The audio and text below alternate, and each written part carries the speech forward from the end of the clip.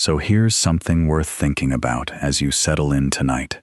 You, right now, lying wherever you are, breathing, blinking, maybe shifting your weight under the covers. You are the product of an unbroken chain of survivors, stretching back roughly 4 billion years. 4 billion. Every single one of your ancestors, going all the way back to some microscopic speck of self-replicating chemistry in a warm, ancient ocean, survived long enough to reproduce. Not one of them failed. Not one of them got eaten before having offspring, or starved, or froze, or simply couldn't find a mate. An unbroken chain, generation after generation after generation, through ice ages and asteroid impacts and supervolcano eruptions and mass extinctions that wiped out most of life on Earth, and your line made it through every single one. The odds against you existing, against this exact version of you lying here tonight, are so staggeringly, incomprehensibly large that the number doesn't even mean anything. And yet here you are, here we both are, and the story of how that happened, the story of evolution, is one of the grandest, strangest, most beautiful ideas human beings have ever had. And that's what we're going to talk about tonight. The whole thing. We're going to start from the very beginning. Not the beginning of life itself, but the beginning of people trying to figure out why there are so many different kinds of living things, why they seem so perfectly suited to their environments, why fossils of creatures that no longer exist are buried in rocks, and how the astonishing diversity of life on this planet could possibly have come to be. We'll take our time. If you drift off somewhere along the way, that's perfectly fine. The story has been unfolding for billions of years. It can wait for you. We're going to take our time with this one. We're going to start from the very beginning and work our way forward, through centuries of puzzle solving and argument and accidental genius. Some of what we'll cover you might know. Some of it, I think, will surprise you. And along the way, we'll meet some remarkable people, patient monks and reckless adventurers, and quiet mathematicians, and at least one seasick naturalist who changed the world by staring at finches. It's a human story as much as a scientific one, and like all the best human stories, it's full of mistakes and lucky breaks, and stubborn people who turned out to be right when everyone said they were wrong. Let's start where most big ideas start, with people looking at the world around them and trying to make sense of what they saw. And for most of human history, what people saw when they looked at nature was order. Incredible, intricate, seemingly designed order. A woodpecker's skull, reinforced to absorb the impact of hammering into trees 10,000 times a day. A hawk's eye, so sharp it can spot a mouse from a mile up. A flower shaped exactly right to lure in exactly the right pollinator. Everywhere you looked, living things seemed perfectly fitted to their way of life, as if someone had carefully engineered each one for its particular niche. And for a very long time, most people assumed that's exactly what had happened. Someone had designed them. The ancient Greeks had various ideas about this. Aristotle, around 350 BCE, developed something called the Scala Naturae, the great chain of being, which arranged all living things on a kind of ladder, from simple to complex, with minerals at the bottom, then plants, then animals, then humans, and then the divine at the top. Everything had its fixed place. Everything was permanent. Species didn't change. They didn't appear or disappear. They had always been exactly as they were, arranged in their proper rank by some organizing principle of nature. And this idea, that species are fixed, immutable, created once and forever the same, was enormously persistent. It dominated Western thinking about nature for nearly 2,000 years. It fit neatly with Christian theology, where God had created each kind of creature separately during the 6 days of creation, each one perfect for its purpose. The fixity of species wasn't just a scientific assumption, it was, for most of European history, essentially a religious truth. But here's the thing, even within that framework, even before anyone had anything remotely like a theory of evolution, people kept noticing things that didn't quite fit. Fossils were the biggest puzzle. People had been finding strange objects in rocks for centuries. Seashells on mountain tops, the bones of enormous creatures that didn't match anything alive, teeth the size of a man's fist embedded in cliff faces. What were these things? In the Middle Ages, people sometimes thought they were the bones of dragons or giants. Later, some natural philosophers thought they were just rocks that happened to look like bones and shells. Lusus naturae, nature's games, quirks of mineral formation that coincidentally resembled living things. Others thought they were the remains of creatures killed in Noah's flood. But the more carefully people looked, the harder those explanations became to maintain. The shells on mountaintops weren't just shell-shaped rocks. They had the same microscopic structure as actual shells. The giant bones fit together into complete skeletons of animals that looked like nothing walking the earth. And they were found in layers. Specific kinds of fossils in specific layers of rock, with different kinds, in the layers above and below, as if there had been a succession of different living worlds, one after another, stretching back into an unimaginably deep past. Now, alongside these puzzles about fossils, there was a parallel story unfolding about classification, the effort to sort and organize the bewildering variety of living things into some kind of rational order. And the person who did this most influentially was Carl Linnaeus, a Swedish naturalist born in 1707, who created the system of biological classification we still use today. Linnaeus gave every species a two-part Latin name, Homo sapiens for humans, Canis lupus for the gray wolf, Rosa canina for the dog Rose, and organized all living things into a nested hierarchy of kingdom, class, order, genus, and species. His system was brilliant and practical, and it worked precisely because living things do seem to fall into natural groups. Dogs and wolves are clearly more similar to each other than either is to a cat. Cats and dogs are more similar to each other than either is to a snake. Snakes and cats and dogs are more similar to each other than any of them is to a tulip. There's a pattern of graded similarity, a hierarchy of resemblance, that cries out for explanation. Linnaeus himself was a creationist. He believed each species had been created by God and was fixed and unchanging. But his classification system, ironically, contained the seeds of an evolutionary worldview. Because why would created species fall into these nested, hierarchical groups? If a designer created each species independently, there's no particular reason they should form a tree-shaped pattern of similarities. You could mix and match features any way you liked. But if species are related by descent, if they share ancestors, then the pattern makes perfect sense.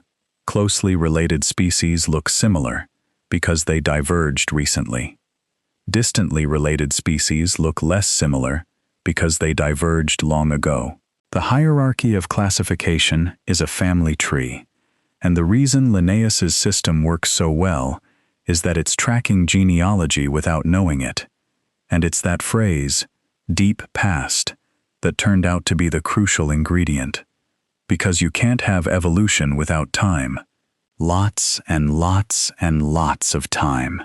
And the question of how old the Earth actually was turned out to be one of the great scientific battles of the 18th and 19th centuries, a battle that had to be won before evolution could even be thinkable. For most of Western history, the Earth was assumed to be young. In 1650, an Irish archbishop named James Ussher had calculated, by working backward through the genealogies in the Bible, that the Earth was created on the evening of October 22nd, 4004 BCE. That's a very specific date, and it was widely accepted. It put the age of the Earth at roughly 6,000 years, which is, by geological standards, absolutely nothing. You can't get from simple self-replicating molecules to whales and oak trees and human beings in 6,000 years. You can't even get from wolves to poodles in 6,000 years, actually, although the real timescale of dog domestication is itself a fascinating story we might get to later. The point is, evolution needs deep time the way a fire needs oxygen. Without it, the whole idea suffocates. And the person who first cracked open the door to deep time was a Scottish farmer's son named James Hutton. Hutton was born in Edinburgh in 1726, studied medicine, but never practiced, ran a farm in Berwickshire for a while, and then spent decades just looking at rocks. He'd visit cliff faces and river banks and quarries, and he'd stare at the layers of stone and try to figure out how they'd gotten there. And what he saw, when he really looked, was astonishing. He saw layers of sedimentary rock, sandstone, limestone, shale, piled thousands of feet thick. And he knew, from watching rivers and coastlines in real time, how slowly sediment accumulates. A fraction of an inch per year, maybe less. So if you had thousands of feet of sedimentary rock, each layer laid down at that painfully slow pace, how long must it have taken? The answer wasn't thousands of years. It wasn't even millions. Hutton looked at the rocks and saw what he called no vestige of a beginning, no prospect of an end. The Earth was incomprehensibly old, so old that human history was just the thinnest possible film on top of a vast, vast column of time. Hutton published his ideas in 1788 in a paper called Theory of the Earth, and later expanded them into a book. He wasn't a gifted writer. His prose was dense and tangled, and most people couldn't get through it. But the ideas were revolutionary. The Earth, he argued, was shaped by the same slow, ordinary processes you could see operating today: erosion, sedimentation, volcanic activity, the gradual uplift of mountains. No catastrophes required, no floods, no divine interventions. Just ordinary geological processes, operating over spans of time that dwarfed anything anyone had previously imagined. This idea would later be called uniformitarianism, and it's the bedrock, pun intended, of modern geology. But Hutton's ideas didn't take off immediately. It took another generation and a much better writer to drive them home. That writer was Charles Lyell, a Scottish-born geologist who published the first volume of his Principles of Geology in 1831, and it became the most influential geology book of the 19th century. Lyell took Hutton's core insight, that the Earth is shaped by slow, continuous, observable processes acting over enormous periods of time, and presented it with clarity, elegance, and mountains of evidence. He traveled across Europe, examining rock formations, correlating layers, documenting the gradual processes that were still reshaping the landscape. And his book didn't just convince geologists. It convinced a young naturalist named Charles Darwin, who took the first volume aboard HMS Beagle when he sailed from England in December 1831, received the second volume during the voyage, and later said that Lyell's work had altered the whole tone of his mind. We'll get to Darwin properly in a moment. But first, there's someone else we need to talk about. Someone who came agonizingly close to figuring out evolution, but got the mechanism wrong, in a way that haunted biology for decades. His name was Jean-Baptiste Lamarck, and he was French, which matters, because the French natural history tradition in the late 18th and early 19th centuries was arguably the richest in the world. The Muséum National d'Histoire Naturelle in Paris was a powerhouse of research, and Lamarck was one of its professors. Born in 1744 into a family of minor nobility, He'd served briefly in the military, tried his hand at medicine, and then fallen in love with botany. He became an expert on invertebrates, a term he actually coined, and spent years classifying the bewildering variety of creatures without backbones. And as he studied these animals, arranging them into groups and sequences, he became increasingly convinced that species were not fixed. They changed. They transformed over time, from simpler forms into more complex ones. He proposed this formally in his 1809 book, Philosophie zoologique, and it was one of the first comprehensive theories of biological evolution. But here's where Lamarck went wrong, and the way he went wrong is itself deeply interesting. He proposed that organisms change because of their habits. If an animal stretches to reach high branches, its neck gradually lengthens, and that lengthened neck gets passed on to its offspring. If a blacksmith hammers metal all day, his arms grow stronger, and his children inherit those stronger arms. This is the inheritance of acquired characteristics. The idea that changes an organism acquires during its lifetime, through use or disuse, can be transmitted to the next generation.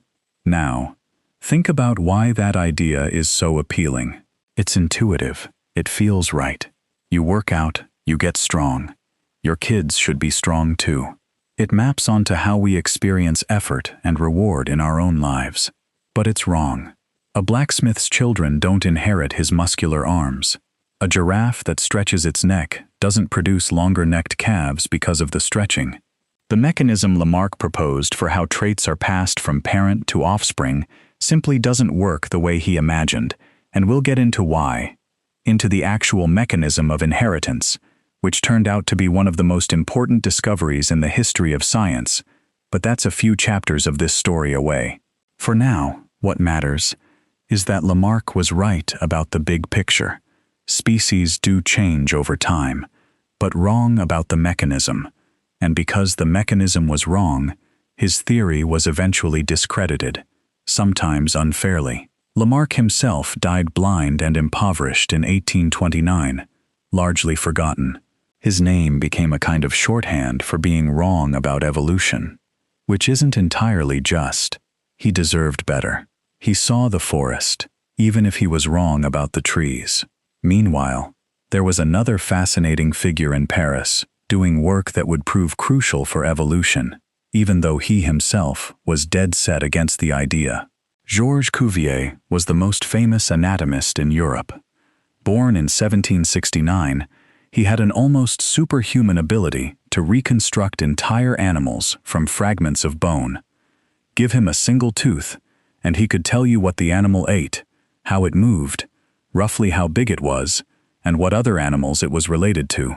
He developed the principle of correlation of parts, the idea that an animal's body is a tightly integrated system, where every part relates to every other part. A carnivore's teeth go with a carnivore's claws, go with a carnivore's digestive system. You can't mix and match. And Cuvier applied this skill to fossils, with stunning results.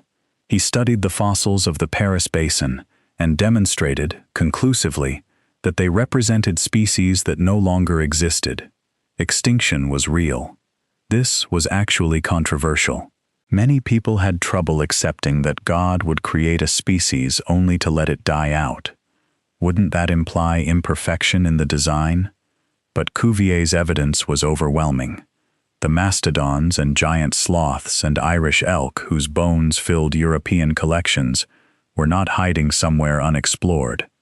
They were gone, and in the rock layers you could see a succession of different faunas, different assemblages of species, one replacing another through time. Cuvier's work on fossils also revealed something remarkable about the history of life. It had a direction. The oldest rocks contained the simplest organisms. Fish appeared before amphibians, amphibians before reptiles, reptiles before mammals. There was a progression, a sequence, that seemed to move from simpler to more complex, from water to land, from cold-blooded to warm-blooded. This didn't necessarily mean one type had evolved into the next. Cuvier certainly didn't think so, but the pattern was undeniable, and it demanded explanation. If species were created and then destroyed by catastrophes, why did each new creation seem to build on what came before? Why did the replacement species always resemble the extinct ones more than they resembled species from even earlier periods? The most natural explanation, the one that would eventually prevail, was descent with modification, but that insight was still a few decades away. But Cuvier did not believe in evolution. He thought each fauna had been wiped out by a catastrophe, a flood, a sudden change in sea level, and then replaced by a new creation. He was a catastrophist, not an evolutionist, and he used his considerable authority and scientific prestige to oppose Lamarck's ideas, sometimes quite harshly. The debate between Cuvier and the evolutionists, particularly Étienne Geoffroy Saint-Hilaire, who argued for some kind of transformation of species, was one of the great scientific disputes of early 19th century France. Cuvier won, at least in the short term, but the evidence he'd gathered, the fossil successions, the reality of extinction, the deep history of life written in stone, all of it would prove essential for the theory that was about to arrive. And there was one more crucial piece of the puzzle falling into place during these decades, one more observation that would help make evolution thinkable. A canal engineer named William Smith was doing something remarkable in England. Smith spent years surveying the English countryside for canal construction, and he noticed something that no one had systematically documented before. The layers of rock across England weren't random. They occurred in a specific, consistent order, and each layer contained its own distinctive set of fossils. You could identify a layer of rock anywhere in the country by the fossils it contained. Limestone with this particular type of ammonite? That's the same layer you find in Yorkshire and in Dorset, even though the locations are hundreds of miles apart. Smith published the first geological map of England in 1815, a gorgeous hand-colored work showing the distribution of rock layers across the entire country, and it demonstrated beyond any doubt that the history of life had unfolded in a definite sequence. The fossils in the deepest, oldest layers were the simplest. The fossils in the younger layers were progressively more complex. And nowhere did you find them out of order. No human bones in the oldest rocks. No trilobites in the youngest. There was a pattern, a direction. Something had been happening over all those millions and millions of years. Something that had driven life from simpler forms to more complex ones.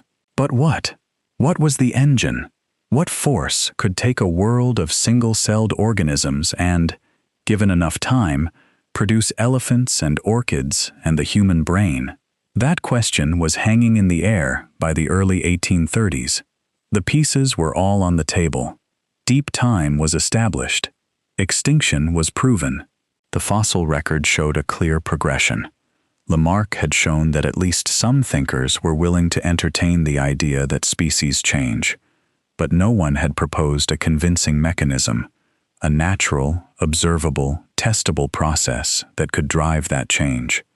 No one had answered the how. And then a quiet, anxious, chronically seasick young Englishman stepped off a ship in Falmouth Harbor on October 2nd, 1836, after nearly 5 years sailing around the world, carrying notebooks full of observations that would change everything. His name, of course, was Charles Darwin. And the story of how he got there, how a wealthy young man who originally planned to be a clergyman ended up writing the most important biology book ever published, is one of those tales that feels almost too perfectly shaped to be real. But it is real, every bit of it. Charles Robert Darwin was born on February 12, 1809, in Shrewsbury, England, into a family of considerable wealth and intellectual distinction. His grandfather was Erasmus Darwin, a physician, inventor, and poet who had himself speculated about the transmutation of species in a long poem called Zoonomia, so the idea of evolution was literally in Charles's family tree. His father, Robert Darwin, was one of the most successful doctors in England, a huge man, both physically and financially, who worried endlessly about his son's prospects, and young Charles, by his own later admission, was not a promising student. He was sent to Edinburgh to study medicine, like his father, and hated it. The sight of surgery, this was before anesthesia, remember, made him physically ill. He left Edinburgh, and his father, exasperated, sent him to Cambridge to study for the clergy instead, a respectable profession for a gentleman who couldn't manage medicine. And at Cambridge, Darwin did study theology, dutifully, if not passionately. But what he really loved, what consumed him, was natural history. He collected beetles obsessively. He spent hours with the botanist John Stevens Henslow, who became his mentor and close friend. And it was Henslow who, in the summer of 1831, recommended Darwin for the position that would transform his life, the post of gentleman naturalist aboard HMS Beagle, a Royal Navy survey ship about to embark on a voyage around the world. Darwin's father initially opposed the idea, a sea voyage. For a young man who was supposed to become a clergyman, it seemed like another of Charles's harebrained enthusiasms, another delay before settling down to a proper career. But Charles's uncle, Josiah Wedgwood, yes, from the Pottery family, argued in his favor, and Robert Darwin relented. On December 27, 1831, the Beagle sailed from Plymouth, with Darwin aboard, 22 years old, desperately excited, and almost immediately, violently seasick. He would be seasick for much of the next 5 years. And here's the thing about the Beagle voyage. It's remembered mostly for the Galapagos Islands, and we'll get to those, because they're crucial. But the voyage lasted nearly 5 years and covered an enormous amount of the world: Brazil, Argentina, Tierra del Fuego, Chile, Peru, the Galapagos, Tahiti, New Zealand, Australia, South Africa, and more. Darwin spent most of that time on land, not at sea. While the Beagle surveyed coastlines, Darwin rode into the interior on horseback, climbed mountains, hacked through jungles, collected thousands of specimens, and made observations that filled notebook after notebook.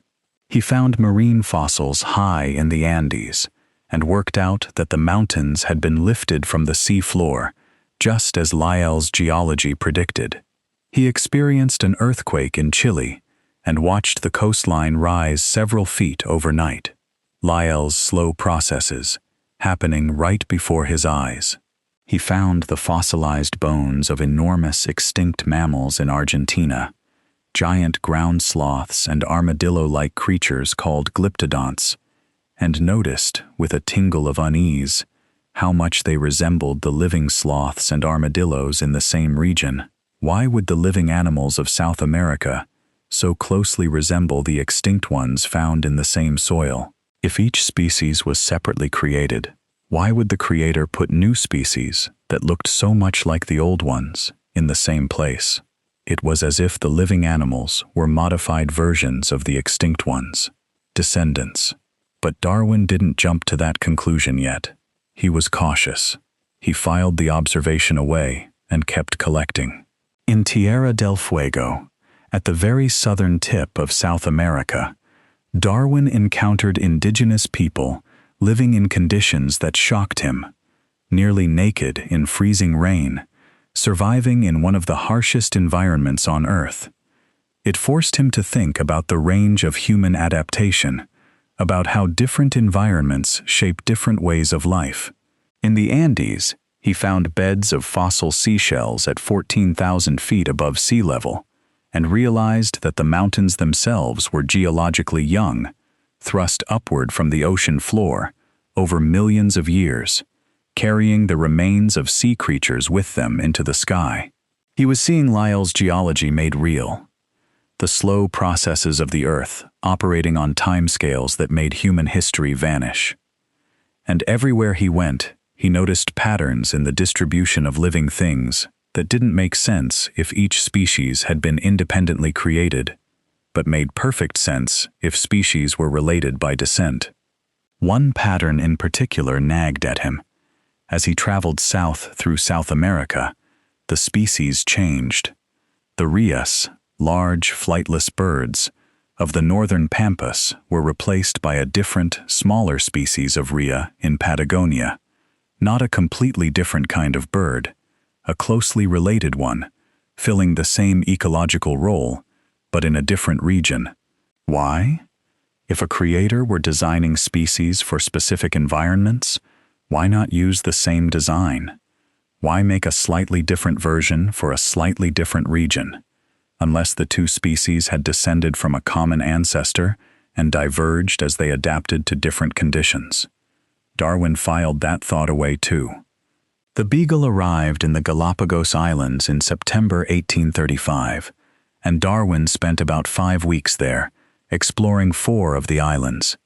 The Galapagos sit on the equator, about 600 miles off the coast of Ecuador, a cluster of volcanic islands, geologically young, harsh and barren, populated by a strange assemblage of creatures found nowhere else on Earth.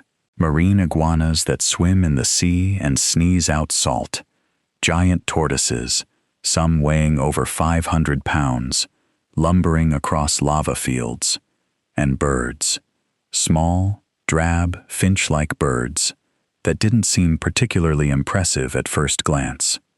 Now, here's something that might surprise you. The famous story of Darwin's finches, that Darwin landed in the Galapagos, noticed that the finches on different islands had different beak shapes suited to different diets, and had a eureka moment right there on the lava. That's not quite how it happened. The truth is messier and, honestly, more interesting. Darwin did collect birds in the Galapagos, but he didn't initially realize they were all finches. Some of them looked so different beak sizes, different behaviors, different diets, that he classified them as different types of birds entirely. He also, crucially, didn't always label which island each specimen came from. It was actually John Gould, an ornithologist at the Zoological Society of London, who examined Darwin's bird specimens after the voyage and told him, to Darwin's surprise, that they were all finches, closely related species, clearly derived from a common ancestor, but each adapted to a different ecological niche on a different island. That realization, which came after the voyage, not during it, was one of the pieces that started Darwin thinking seriously about transmutation. But the finches were just one piece. There were also the mockingbirds, which Darwin had been more careful about labeling by island, and which showed the same pattern, different but clearly related species on different islands. And there were the tortoises. The vice-governor of the Galapagos told Darwin that he could tell which island a tortoise came from just by looking at the shape of its shell. At the time, Darwin didn't fully appreciate the significance of that remark. Later, he would kick himself for not paying more attention. So Darwin returned to England in October 1836, and over the next few years, as he sorted through his specimens and consulted with experts, the picture slowly came into focus. Species weren't fixed, they changed, they diverged. A single ancestral species could, given enough time and the right conditions, split into multiple descendant species, each adapted to different circumstances. The finches had come from a common ancestor that colonized the islands, and over generations, different populations on different islands had been modified, their beaks reshaped, their behaviors altered, to exploit different food sources.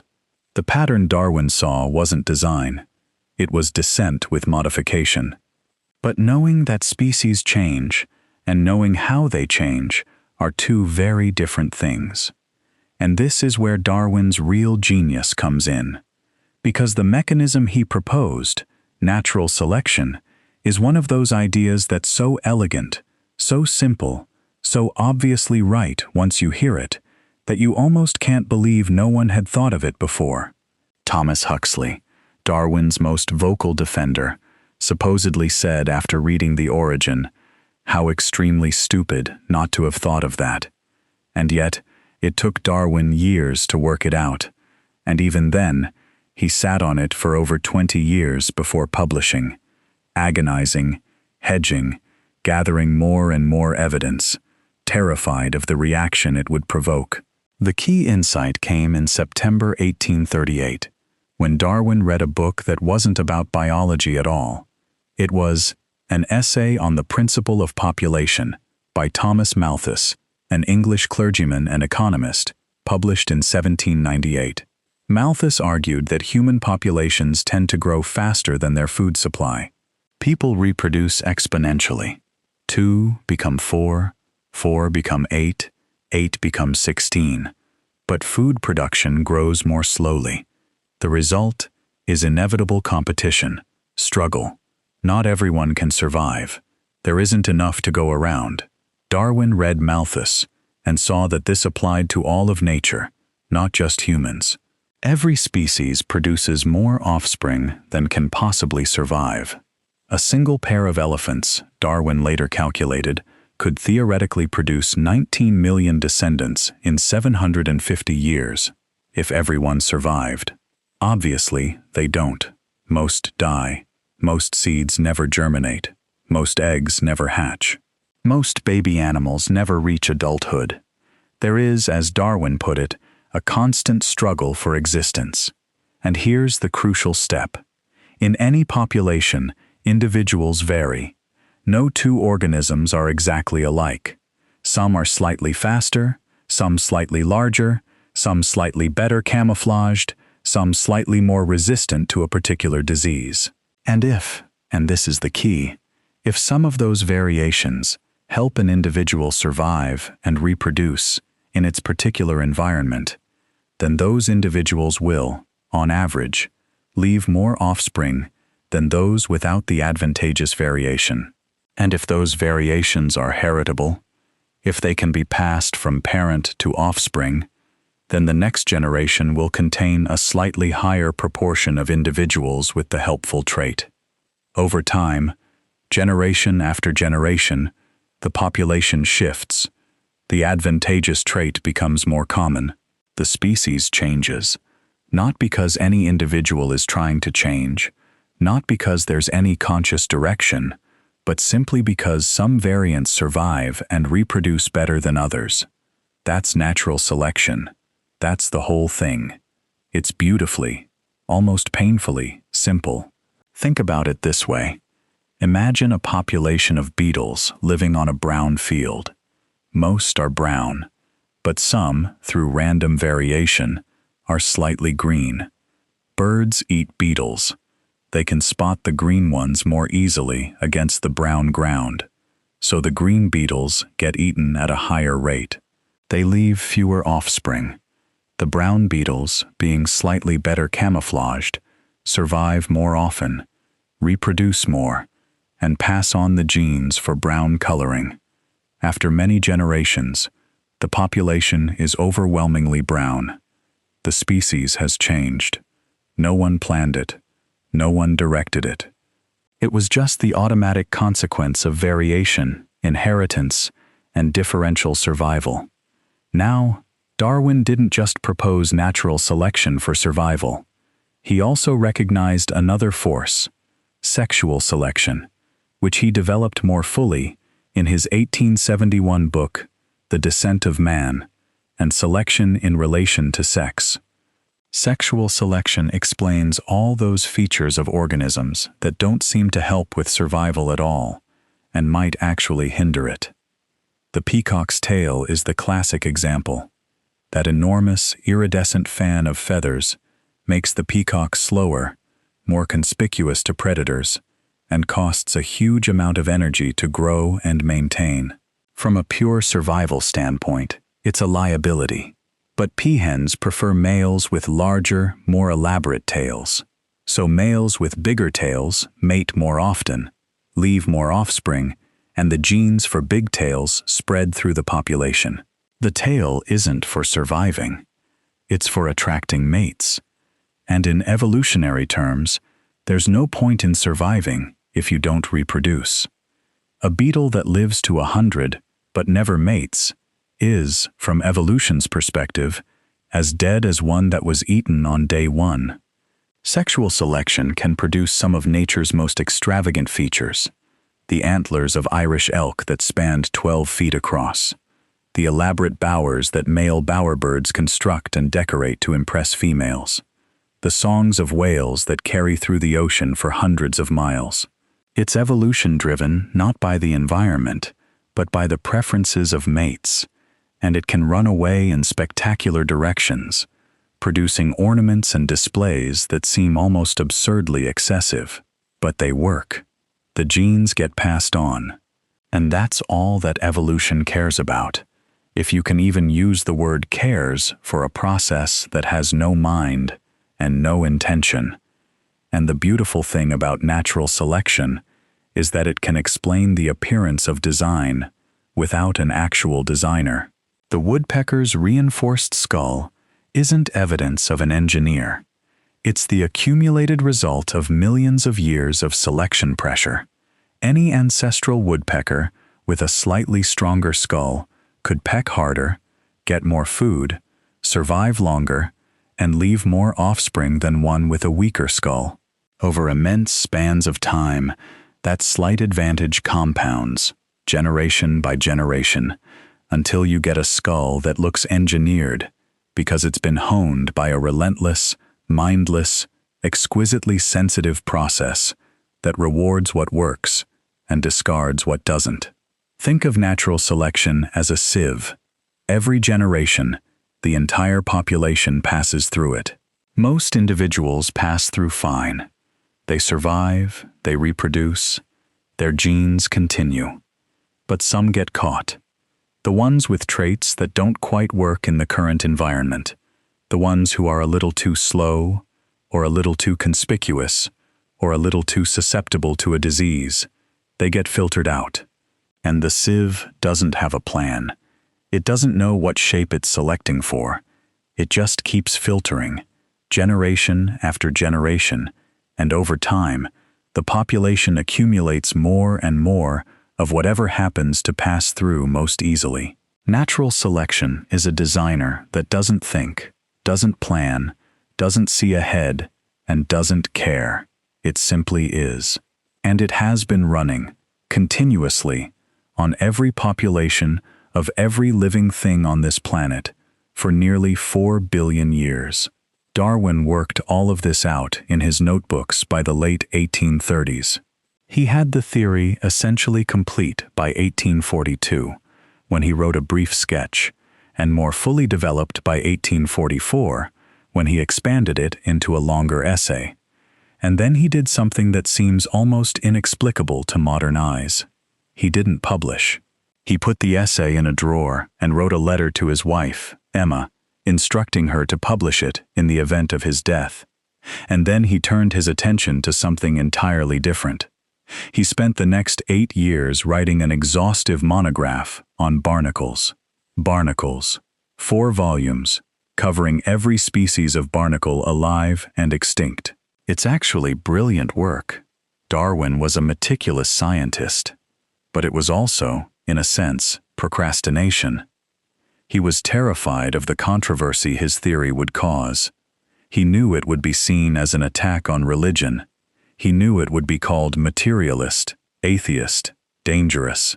His own wife was deeply religious, and the idea that he was about to undermine the foundations of her faith weighed on him heavily. He once wrote that admitting species weren't fixed felt like confessing a murder. He also suffered from chronic ill health for much of his adult life. Nausea, headaches, heart palpitations, fatigue. The cause has never been conclusively identified. Some historians think it was Chagas disease, picked up from a bug bite during the Beagle voyage. Others think it was psychosomatic, a physical manifestation of the anxiety he felt about his theory and its implications. Whatever the cause, Darwin spent many days unable to work, retreating to his study at Down House in Kent, the country home where he lived for 40 years, conducting experiments in his garden and greenhouse, corresponding voluminously with scientists around the world, and agonizing, always agonizing, about what would happen when he finally went public. And then, in June 1858, Darwin received a letter from the other side of the world that forced his hand. The letter was from Alfred Russel Wallace, and his story is worth pausing on, because it's one of the great underdog tales in the history of science. Wallace was born in 1823 in Wales, into a family of modest means. His father lost what little money they had through bad investments. Wallace had no university education. He was largely self-taught, funding his scientific work by collecting exotic specimens, birds, beetles, butterflies, and selling them to museums and wealthy collectors back in England. He had already survived one catastrophe. On a return voyage from the Amazon in 1852, his ship caught fire and sank, and he lost nearly all his collections and notebooks. 4 years of work, gone. Most people would have given up. Wallace went to the Malay archipelago instead, and it was there, during a bout of malarial fever on the island of Ternate, that the idea of natural selection came to him. He was collecting specimens in the Malay archipelago, present-day Malaysia and Indonesia. Wallace had independently arrived at essentially the same theory of evolution by natural selection. He'd been inspired by the same book, Malthus, and had worked out the same logic. He was writing to Darwin, whom he knew by reputation, asking him to forward the paper to Charles Lyell if he thought it had any merit. Darwin was devastated. He'd been sitting on his theory for 20 years, and now someone else had independently discovered it. He wrote to Lyell, "All my originality, whatever it may amount to, will be smashed." But Lyell and another of Darwin's close friends, the botanist Joseph Hooker, arranged a compromise. They organized a joint presentation of both Darwin's and Wallace's ideas to the Linnean Society of London on July 1, 1858. Darwin's earlier writings and Wallace's paper were read aloud together.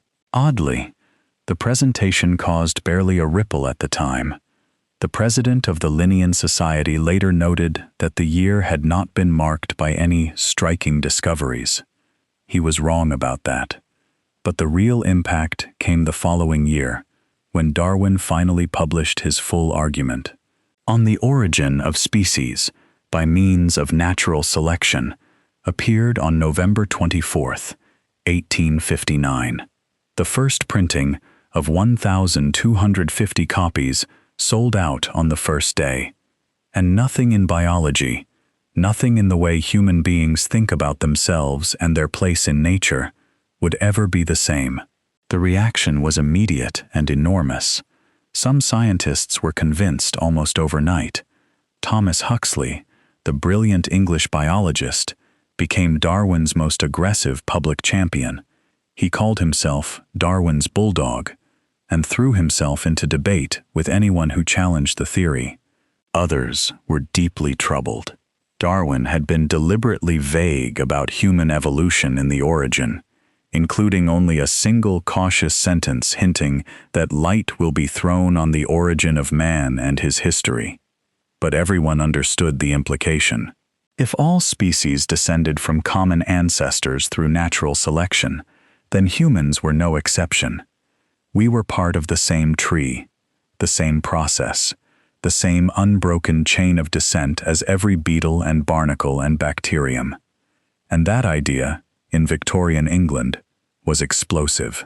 There's a beautiful detail about the reception of the Origin that's worth lingering on. Darwin had deliberately avoided the question of human evolution, hoping to let people absorb the general principle before confronting its most unsettling implication. But nobody was fooled.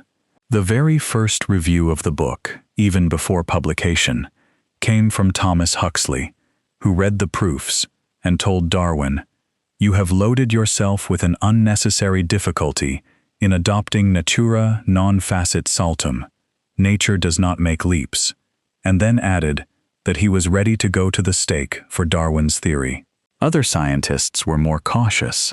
Darwin's old geology professor, Adam Sedgwick, wrote him a pained letter, saying the book had caused him more pain than pleasure, and that parts of it were utterly false and grievously mischievous. Richard Owen, the brilliant but difficult anatomist who had named the dinosaurs, publicly opposed Darwin while privately accepting parts of the theory, a characteristically Owenian blend of politics and science. On the continent, German biologist Ernst Haeckel became Darwin's most enthusiastic promoter, sometimes going further than Darwin himself was comfortable with. Haeckel drew elaborate phylogenetic trees and proposed hypothetical ancestor species with a confidence that wasn't always supported by the evidence. The most famous confrontation came in June 1860 at a meeting of the British Association for the Advancement of Science in Oxford. Bishop Samuel Wilberforce, a gifted orator who had been briefed by the anatomist Richard Owen, stood up to argue against evolution. At one point, according to various retellings, whose exact wording is disputed, Wilberforce turned to Huxley and asked whether it was through his grandfather or his grandmother that he claimed descent from a monkey.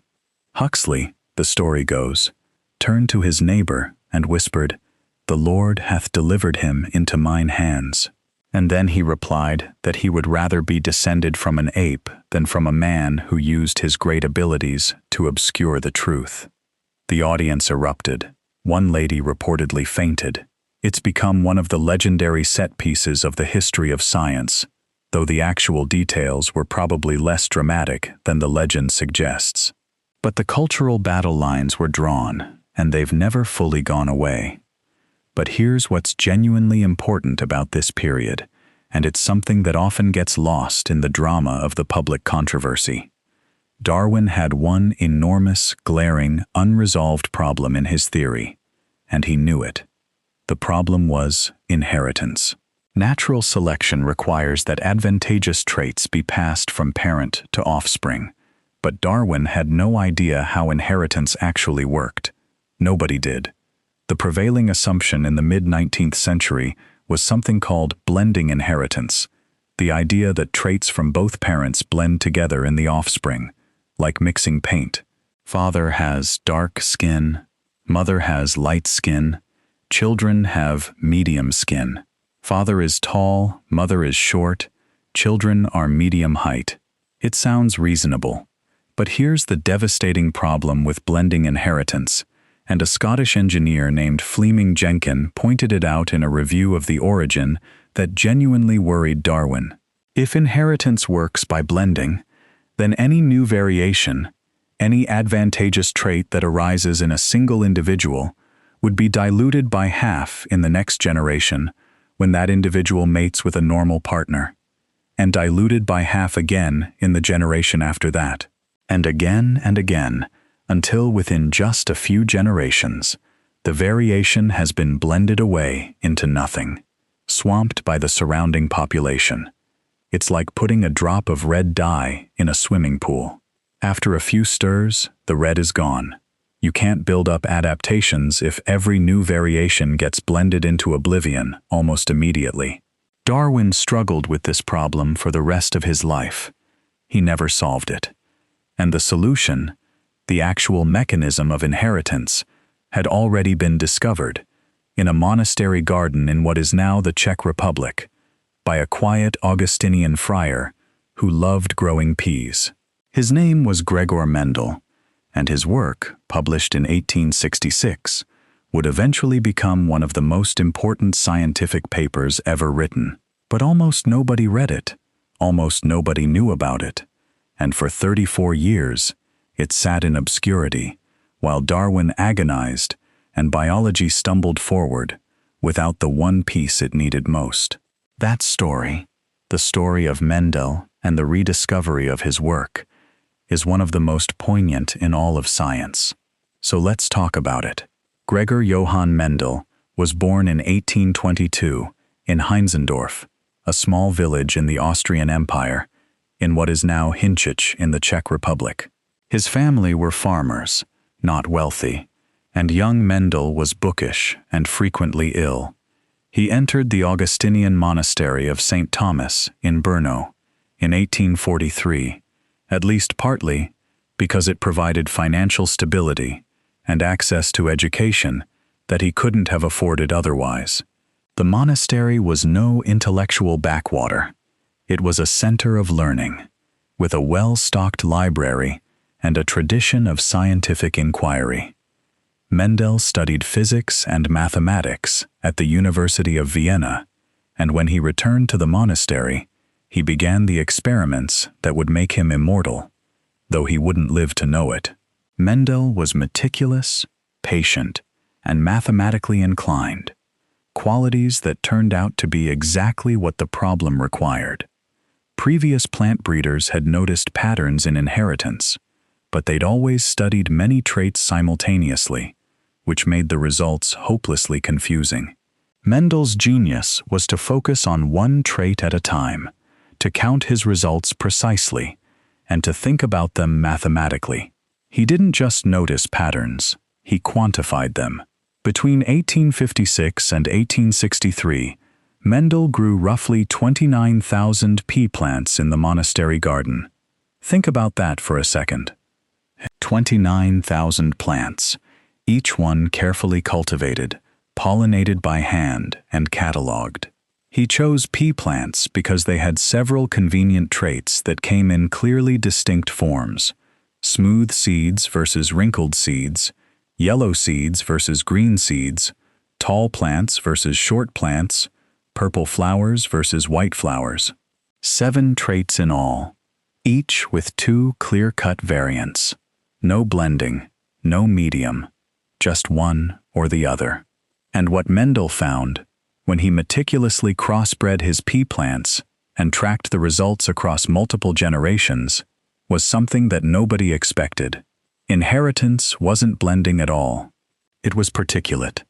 Traits were passed on as discrete, indivisible units, what we'd now call genes, though Mendel didn't use that word.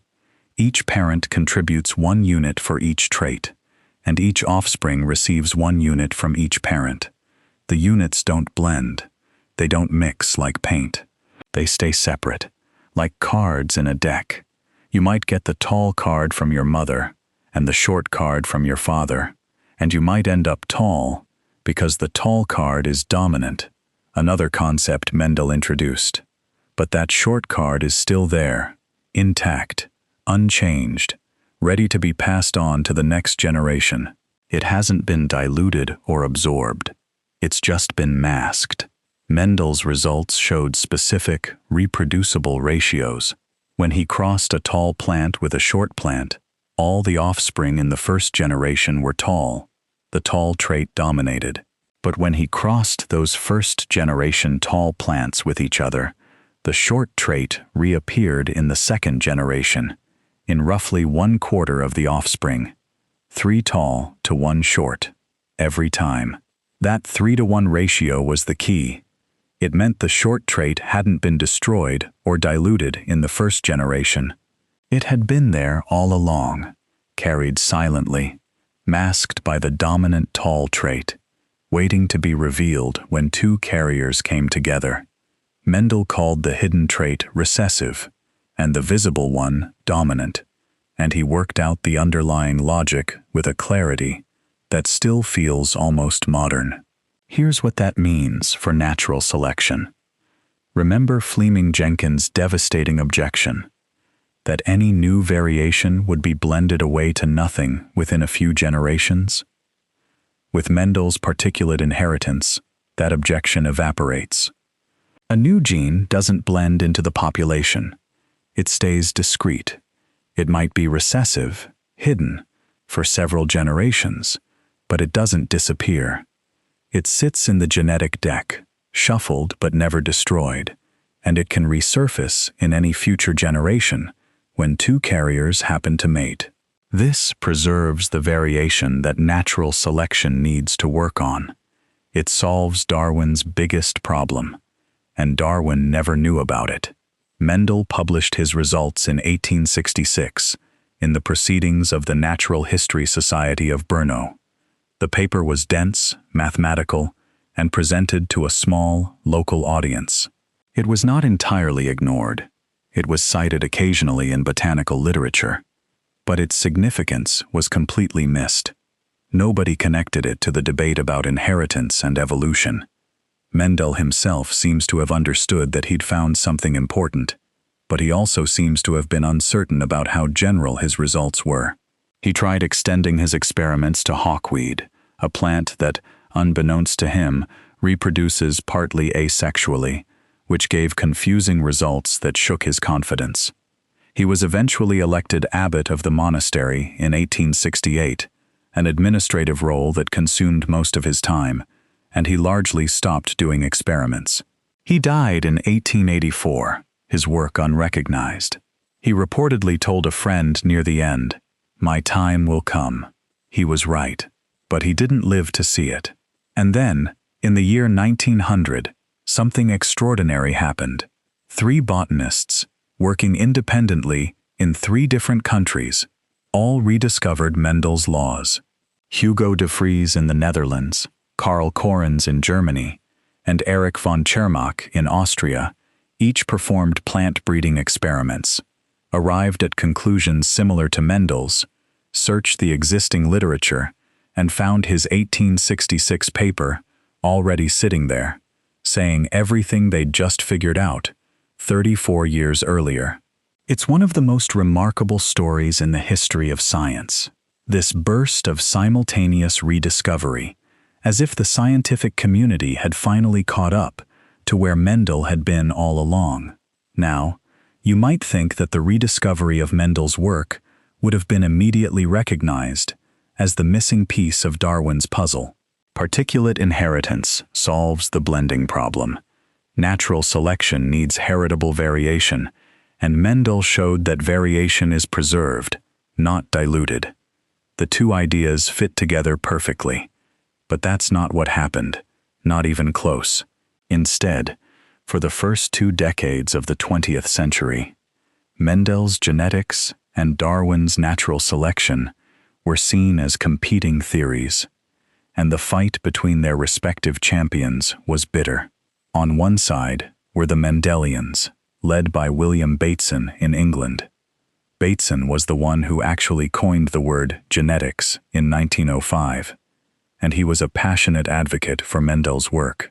He and his followers believed that evolution happened through sudden, large mutations, big jumps from one form to another, and that natural selection, the slow, gradual sifting process Darwin had described, was relatively unimportant.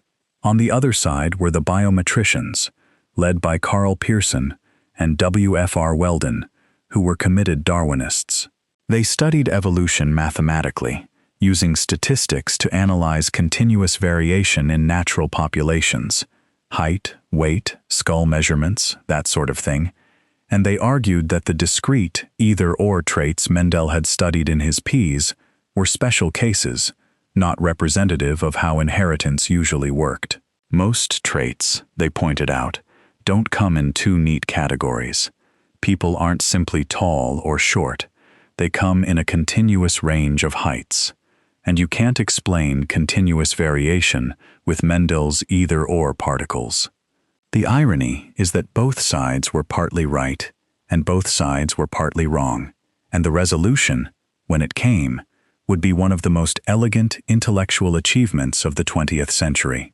But first, let's pause on something, because this dispute, this 20-year war between Mendelians and Darwinians, contains a lesson that shows up over and over in the history of science. People get attached to their frameworks. They mistake partial truths for the whole truth. And sometimes 2 ideas that seem contradictory turn out to be complementary. 2 views of the same underlying reality, like the wave and particle descriptions of light in quantum physics. That's exactly what happened here. Mendel and Darwin weren't enemies.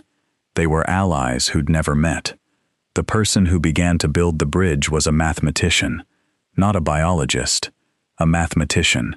His name was Ronald Aylmer Fisher, and he is one of the most important and, frankly, complicated figures in the history of science.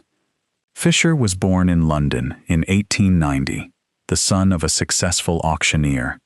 He had extremely poor eyesight, and because of it, his mathematics tutors taught him without paper or pencil, forcing him to develop an extraordinary ability to think about complex mathematical problems purely in his head. He studied mathematics and physics at Cambridge, and then, almost perversely, turned his prodigious mathematical talent toward biology, a field that most mathematicians of the time regarded as hopelessly imprecise and unrigorous. Fisher was also, it should be said, a deeply flawed human being. He was a committed eugenicist. He believed that human populations could and should be improved through selective breeding, and he held views on race that are rightly regarded today as repugnant. This doesn't diminish his mathematical contributions, which were genuinely transformative, but it's worth acknowledging because it illustrates something important about the history of science. Great ideas can come from people with terrible ideas about other things. The history of evolution, in particular, has been tangled up with social and political movements. Social Darwinism, eugenics, racial pseudoscience, that misapplied evolutionary concepts to justify inequality and oppression. Darwin himself would have been horrified by most of what was done in his name. Natural selection describes what happens in nature. It does not prescribe what should happen in human society. That distinction matters enormously, and the failure to maintain it has caused real and terrible harm. But back to the science. In 1918, Fisher published a paper with a title that sounds dry, but was actually revolutionary: The Correlation Between Relatives on the Supposition of Mendelian Inheritance. What Fisher showed in this single paper was that you could explain continuous variation, the kind the biometricians studied, height and weight and all those smoothly distributed traits, as the result of many Mendelian genes, each with a small effect, all acting together. Think about it this way. If height were controlled by a single gene with two variants, tall and short, you'd see exactly the either-or pattern Mendel found in his peas. Everyone would be either tall or short, nothing in between. But what if height is influenced by dozens of genes, each one adding or subtracting a small amount? And what if environmental factors, nutrition, childhood illness, exercise, also play a role? Then you'd get a continuous distribution, a bell curve, exactly what you see in real populations. The Mendelian particles are there, each one discrete and indivisible, but when many of them combine, the overall effect looks smooth and continuous. It's like how a newspaper photograph looks smooth from a distance, but is actually made up of tiny discrete dots if you look closely enough. Fisher's 1918 paper didn't end the dispute immediately, but it laid the mathematical foundation for what would become the modern synthesis, the great unification of genetics and evolution that happened over the next few decades. Fisher continued the work through the 1920s and 1930s, particularly in his 1930 book, The Genetical Theory of Natural Selection, which built a rigorous mathematical framework showing how natural selection acts on Mendelian genes in populations. He proved, mathematically, that natural selection could drive evolutionary change at exactly the rates observed in nature, that even tiny selective advantages would be preserved and accumulated over time, and that Mendel's particulate inheritance didn't just allow natural selection to work. It was the only kind of inheritance that would allow it to work. Blending inheritance, Fisher showed, would rapidly destroy the variation that selection needs. Only Mendelian genetics preserves it. Darwin and Mendel didn't just fit together. They needed each other. Fisher wasn't alone. Two other mathematical geniuses contributed enormously to this synthesis. J.B.S. Haldane, a British polymath who was as colorful a character as Fisher was prickly, independently developed much of the same mathematical population genetics. Haldane was the kind of scientist who tested the effects of elevated carbon dioxide levels by sitting in a sealed chamber breathing the stuff, and who once perforated his own eardrum in a decompression experiment and calmly noted the results.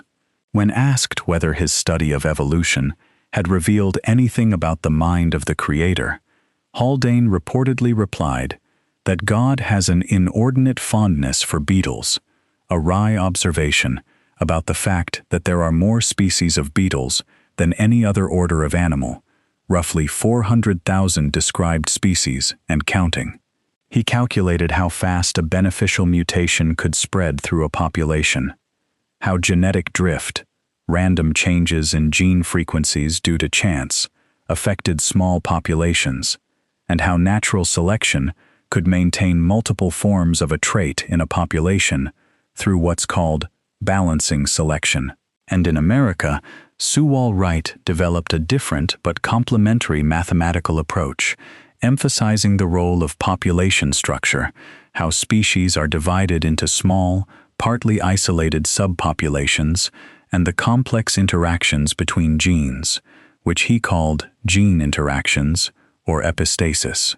Wright, Fisher, and Haldane sometimes disagreed, occasionally quite sharply, about the relative importance of natural selection versus genetic drift and population structure. But between them, they transformed evolutionary biology from a descriptive, narrative science into a rigorous, quantitative one. They showed, with mathematical precision, that Mendelian genetics and Darwinian natural selection weren't just compatible, they were, together, a complete and powerful theory of evolution. This mathematical work was complemented, through the 1930s and 1940s, by contributions from biologists working in other fields. Theodosius Dobzhansky, a Ukrainian-born American geneticist, published Genetics and the Origin of Species in 1937, which brought the mathematical theory to life, with experimental data from natural populations of fruit flies, showing how genetic variation, natural selection, and geographic isolation actually worked in real organisms.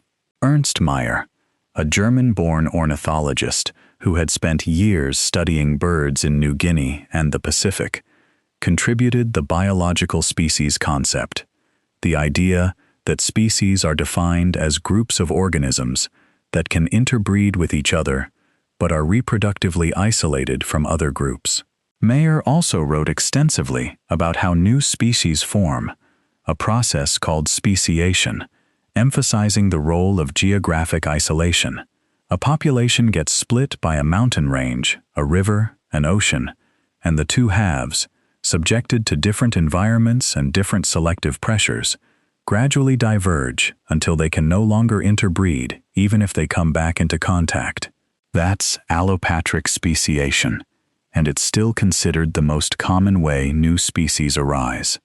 George Gaylord Simpson brought paleontology into the synthesis, showing that the fossil record was compatible with the gradual, gene-by-gene changes predicted by population genetics. And G.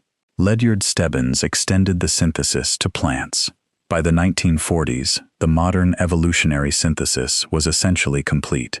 It united Darwin's natural selection with Mendel's genetics, supported by mathematical population genetics, experimental data from laboratory and field studies, biogeography, paleontology, and systematics.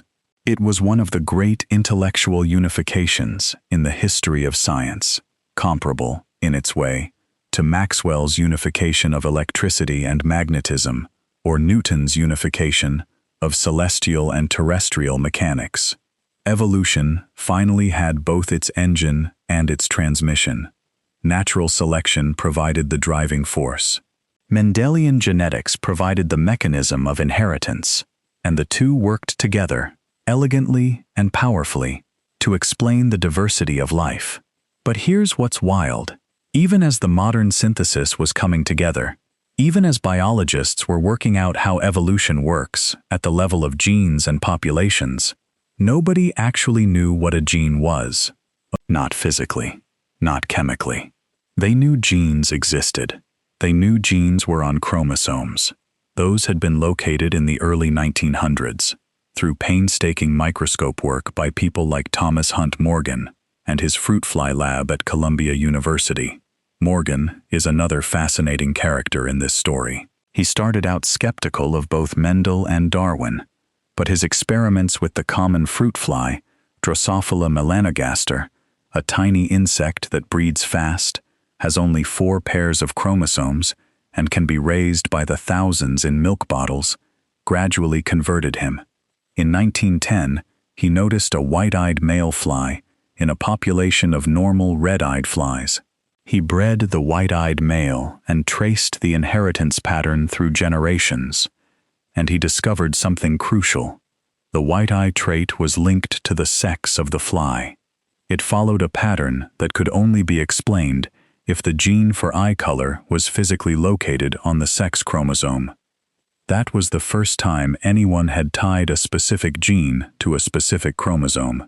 Morgan assembled a brilliant team of students, Alfred Sturtevant, Calvin Bridges, and Hermann Müller, and together they mapped dozens of genes to specific positions on specific chromosomes, like beads on a string, showing that the inheritance patterns Mendel had discovered could be explained by the physical behavior of chromosomes during cell division. But what were the genes themselves made of? What was the actual physical substance that stored hereditary information? Most biologists assumed it was protein. Proteins were the most complex molecules known, with enormous structural diversity, 20 different amino acids, arranged in chains that could be thousands of units long, folding into intricate 3-dimensional shapes. Surely, the thinking went, only something as complex as protein could carry the blueprint for building a living organism. DNA, deoxyribonucleic acid, was known to exist in chromosomes, but it was thought to be a boring structural molecule, a kind of scaffolding. It had only 4 chemical building blocks, the nucleotide bases: adenine, thymine, guanine, and cytosine, usually abbreviated A, T, G, and C. 4 letters didn't seem like enough to encode the instructions for building something as complex as a human being. Proteins, with their 20 amino acids, seemed like a much richer language. The assumption that protein was the hereditary material persisted for decades, and it took several frustrating experiments to overturn it. In 1944, Oswald Avery, Colin MacLeod, and Macklin McCarty at the Rockefeller Institute published an experiment showing that DNA, not protein, was the molecule responsible for bacterial transformation, the ability of one strain of bacteria to pass traits to another. Their work was meticulous, and their conclusion was clear, but many biologists remained skeptical. The decisive blow came in 1952, when Alfred Hershey and Martha Chase used radioactive labeling to show that when a virus infects a bacterium, it's the DNA that enters the cell, not the protein. DNA was the hereditary material. The boring scaffolding molecule was actually the master blueprint, and then came the structure. And this is one of the most famous stories in the history of science, so famous that it's become almost a cliché, but it's still worth telling because the details matter and because the human drama behind it is genuinely important. By the early 1950s, several groups were racing to figure out the 3-dimensional structure of DNA. At King's College London, Rosalind Franklin and Maurice Wilkins were using X-ray crystallography, shooting X-rays through crystals of DNA and analyzing the patterns they produced to gather clues about the molecule's shape. Franklin, in particular, produced a stunning X-ray diffraction photograph known as Photo 51 that contained crucial evidence about DNA's structure. She was cautious, methodical, and wanted to be certain of her interpretation before publishing. Meanwhile, at Cambridge, James Watson and Francis Crick were taking a different approach. They were building physical models, Tinkertoy style, trying different arrangements of the chemical components to see what fit the available data. Watson was an American wunderkind, brash and ambitious, only 23 years old. Crick was older, 35, a physicist who'd switched to biology, brilliant and garrulous, the kind of person who filled every room with his voice and his ideas. They were competitive, sometimes to the point of sharp elbows, and they had access to Franklin's X-ray data, shown to Watson by Wilkins without Franklin's knowledge, a fact that has cast a complicated ethical shadow over the discovery. On February 28, 1953, Watson and Crick worked out the double helix, 2 strands of DNA, twisted around each other like a spiral staircase, with the bases on the inside, paired in a specific way, A always with T, G always with C, and the moment they saw the structure, the implications hit them like a thunderbolt. The base pairing immediately suggested the mechanism of replication. If you unzip the 2 strands, each one can serve as a template for building a new complementary strand. A calls for T, T calls for A, G calls for C, C calls for G. You start with 1 double helix and end up with 2 identical copies. That's how cells copy their DNA before dividing. That's how genetic information is faithfully transmitted from one generation to the next. The structure of the molecule was the mechanism of inheritance. They famously walked into the Eagle pub in Cambridge and announced that they had found the secret of life. For once, the boast was not an exaggeration.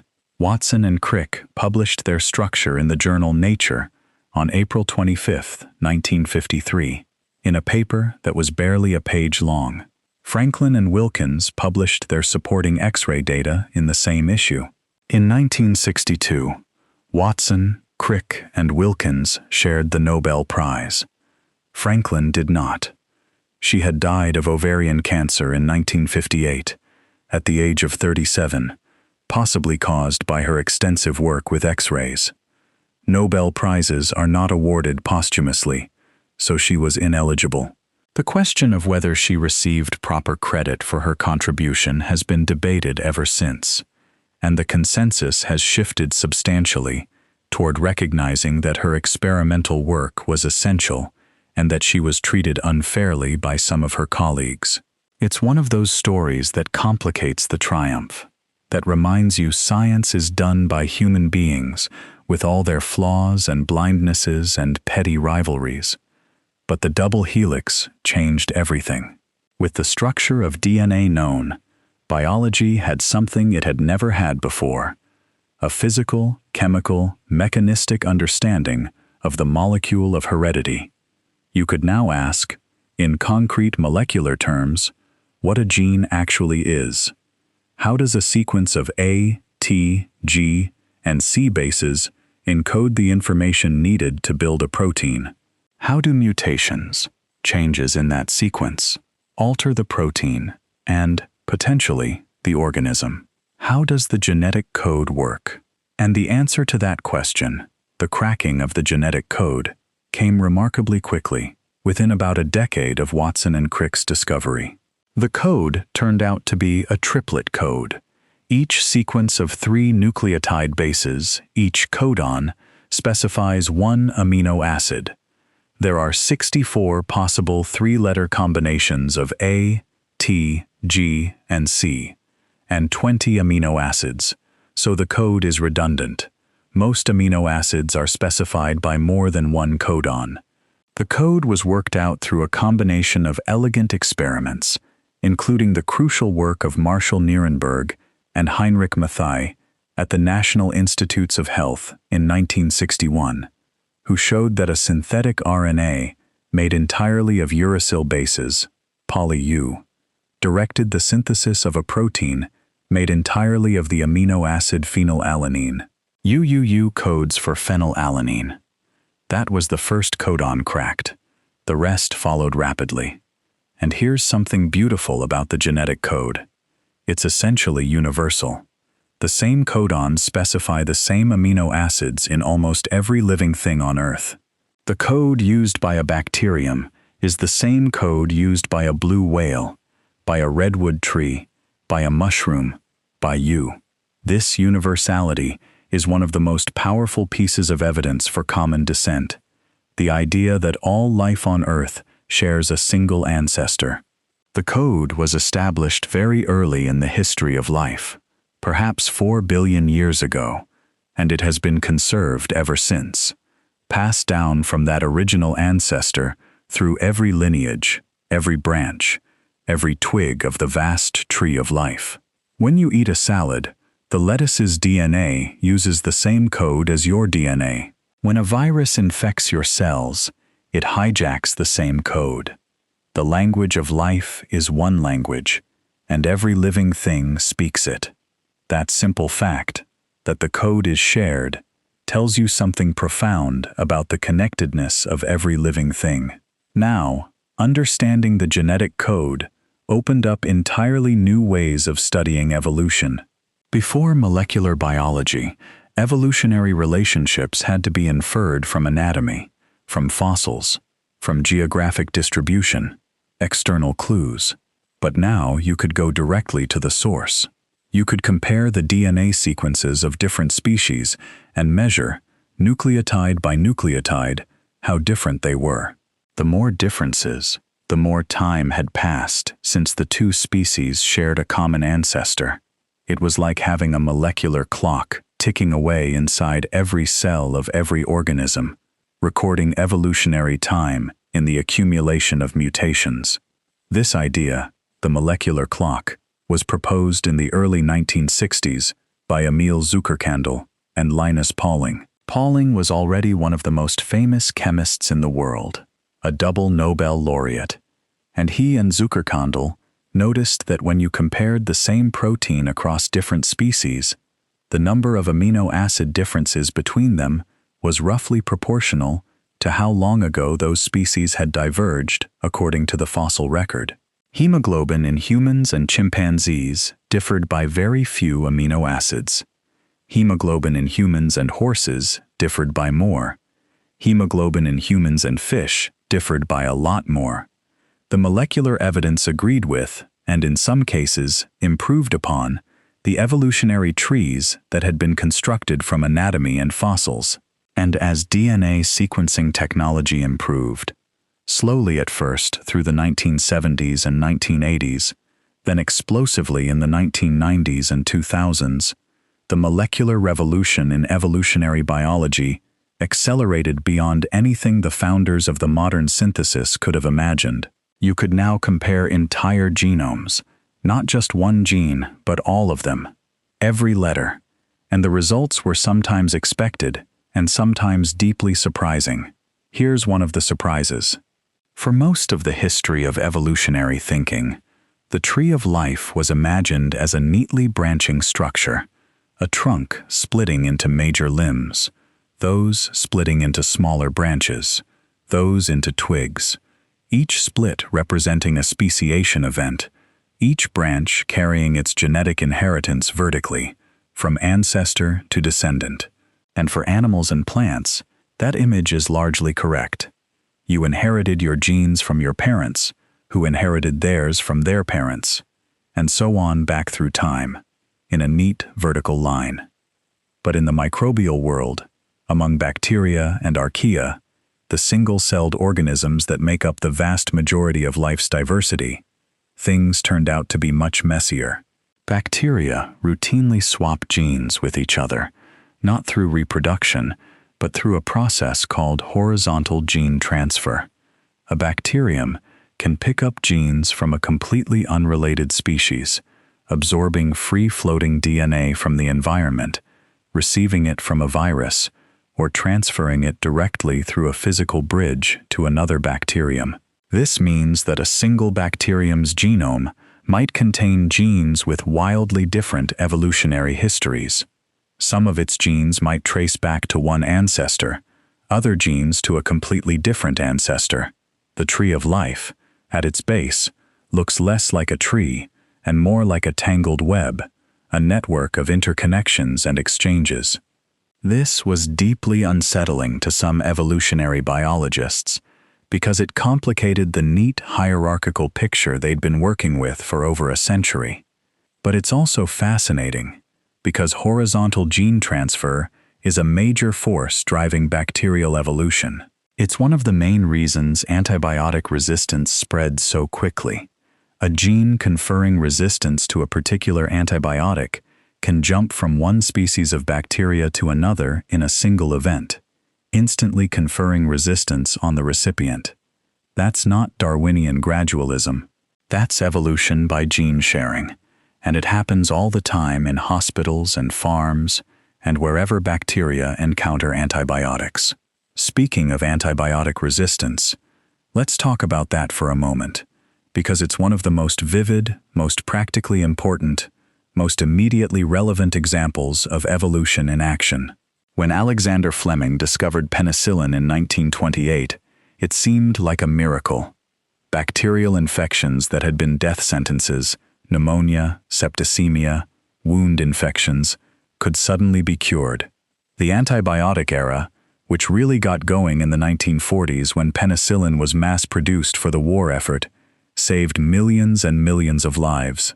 But Darwin could have predicted what happened next if he'd known about bacteria and antibiotics. Here's what happened. When you dose a population of bacteria with an antibiotic, most of them die. But bacteria reproduce incredibly fast. Some species divide every 20 minutes, and in a population of billions, there's enormous genetic variation. Some individuals, through random mutation, happen to have a slight resistance to the antibiotic. Maybe they have a pump that expels the drug slightly faster. Maybe their cell wall is slightly different in a way that makes the drug bind less effectively. In the presence of the antibiotic, those resistant individuals survive, while the susceptible ones die. That's natural selection, pure and simple. The resistant bacteria reproduce, passing on their resistance genes, and within a few generations, which, for bacteria, might be a few days, the population is predominantly resistant. The antibiotic stops working. And remember horizontal gene transfer? That makes it even worse. A resistance gene that evolves in one species of bacteria can jump to a completely different species. A harmless soil bacterium's resistance gene can end up in a deadly pathogen. The evolutionary toolkit of the microbial world is far more flexible and far more dangerous than anyone appreciated a few decades ago. This isn't some theoretical possibility. It's happening right now, everywhere, and it's one of the most serious public health threats in the world. In the United States alone, antibiotic-resistant infections kill more than 35,000 people every year. Globally, the number is far higher. The World Health Organization has called antimicrobial resistance one of the top 10 threats to global health. We're in an arms race with bacterial evolution, and right now, the bacteria are winning in some important contests. The development of new antibiotics has slowed dramatically. Pharmaceutical companies find them less profitable than drugs for chronic conditions, while resistance continues to evolve at a relentless pace. MESA, methicillin-resistant Staphylococcus aureus, is probably the most famous example, but there are many others. Some strains of tuberculosis are now resistant to nearly all known antibiotics. Evolution isn't just an abstract theory about the past. It's a force shaping the present, right now, in hospitals and clinics and farms around the world. But antibiotics are just one example. Evolution is happening everywhere you look, if you know how to see it. The peppered moth in industrial England, Biston betularia, is a classic case.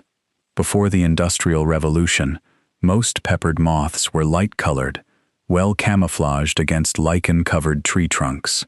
Dark-colored variants existed but were rare because they were easily spotted by birds.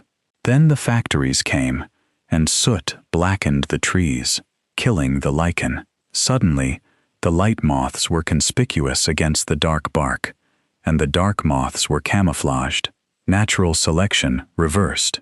The dark form went from rare to dominant in industrial areas within just a few decades.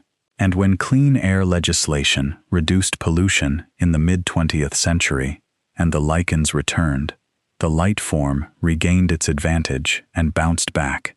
Evolution running in real time, driven by changes in the environment that humans had caused. You can see evolution happening in viruses even faster. The influenza virus mutates so rapidly that each flu season brings new strains, which is why you need a new flu shot every year. HIV evolves within a single patient's body over the course of their infection, diversifying into a swarm of slightly different variants as it adapts to the immune system's attacks. And SARS-CoV-2, the virus that causes COVID-19, evolved from its original Wuhan strain through Alpha, Delta, Omicron, and their subvariants, each one selected for increased transmissibility, sometimes at the cost of severity, in a real-time demonstration of natural selection that the entire world watched unfold over a few years. Evolution isn't something you have to take on faith. It's something you can watch on the evening news. Or consider Darwin's finches, or rather, the research that Peter and Rosemary Grant conducted on those same Galapagos finches starting in the 1970s. The Grants spent decades on the island of Daphne Major, individually tagging and measuring every finch, tracking their survival and reproduction year after year. And they watched natural selection happen. During a severe drought in 1977, when the small, soft seeds the finches normally ate became scarce and only large, hard seeds remained, finches with slightly larger, stronger beaks survived at a much higher rate. The average beak size in the population measurably increased in a single generation. When the rains returned and small seeds became abundant again, the selection pressure reversed and beak sizes trended smaller. Evolution, measured in millimeters, documented in real time, on the very islands where Darwin had first begun to wonder. And there's another pattern in evolution that's worth mentioning, because it tells you something deep about how natural selection works. It's called convergent evolution, and it's the phenomenon where completely unrelated organisms independently evolve similar solutions to similar problems. The eye has evolved independently at least 40 different times in the history of life: invertebrates, insects, mollusks, jellyfish. Each time, natural selection arrived at something that does the same job, detecting light, through a different evolutionary pathway. The wings of birds, bats, and insects are another example. 3 completely independent origins of flight, 3 different anatomical solutions, all converging on the same basic function. The streamlined body shape of sharks, dolphins, and ichthyosaurs, a fish, a mammal, and a reptile, all independently evolving the same hydrodynamic form, because that's what works for a large, fast-moving predator in water. Convergent evolution tells you that natural selection isn't random. It's channeled by the physics and chemistry of the real world. There are only so many good solutions to certain engineering problems, and evolution finds them over and over again, in lineage after lineage, through sheer relentless trial and error. Now, let's step back and talk about some of the big patterns in evolution, the really large-scale patterns that play out over millions and hundreds of millions of years. Because evolution doesn't just produce gradual, incremental change within a species. It produces entirely new body plans, new ways of being alive, new solutions to the problem of survival that are so different from what came before that they reshape the entire biosphere. Think about the major transitions. The origin of life itself, roughly 4 billion years ago. Self-replicating molecules in some warm, wet, energy-rich environment. Perhaps a hydrothermal vent on the ocean floor. perhaps a shallow pool on a volcanic shore. The origin of the eukaryotic cell may be 2 billion years ago, when one simple cell engulfed another, and they formed a partnership, the engulfed cell becoming the mitochondrion, the powerhouse that provides energy for nearly all complex life. That's the endosymbiotic theory, championed by Lynn Margulis in the 1960s, and initially met with enormous skepticism, but now supported by overwhelming evidence. Your mitochondria have their own DNA, their own ribosomes, their own membranes, because they were once free-living bacteria that took up residence inside a larger cell and never left. Every time you breathe, you're feeding those ancient bacterial passengers that your cells domesticated almost 2 billion years ago. Then there's the origin of multicellularity, individual cells joining together into cooperative organisms, specializing, dividing labor. The Cambrian explosion, roughly 540 million years ago, when the fossil record suddenly bursts with complex animal body plans, trilobites and worms and early chordates and anomalocarids, the large predators of the Cambrian seas. The colonization of land by plants, around 470 million years ago, transforming barren rock into green landscapes. The evolution of insects, then amphibians, then reptiles, then mammals. The evolution of flight, independently, in insects, pterosaurs, birds, and bats. The evolution of the human brain, which tripled in size in just 2 to 3 million years, one of the fastest expansions of any organ in the history of life. And then there's our own story, human evolution, which is one of the most intensely studied and most rapidly changing fields in all of biology. When Darwin cautiously hinted in The Origin that light will be thrown on the origin of man, he was being diplomatic. By the time he published The Descent of Man in 1871, he stated plainly what everyone already suspected. Humans are descended from an ape-like ancestor, and our closest living relatives are the great apes of Africa. For most of the 20th century, the fossil record of human evolution was frustratingly sparse. There were a few famous specimens: Java man, discovered by Eugene Dubois in Indonesia in 1891, now classified as Homo erectus; the Taung child, an Australopithecus africanus skull, found in South Africa in 1924 by Raymond Dart, who recognized it as an ape-human intermediate and was roundly ignored for decades because the scientific establishment expected human ancestors to be found in Asia, not Africa. The Leakey family, Louis, Mary, and later their son Richard, spent decades in East Africa, particularly in Olduvai Gorge in Tanzania and around Lake Turkana in Kenya, finding hominin fossils that gradually filled in the story. In 1974, Donald Johanson found Lucy in Ethiopia, a remarkably complete skeleton of Australopithecus afarensis, roughly 3.2 million years old, showing that our ancestors walked upright on 2 legs long before their brains enlarged significantly.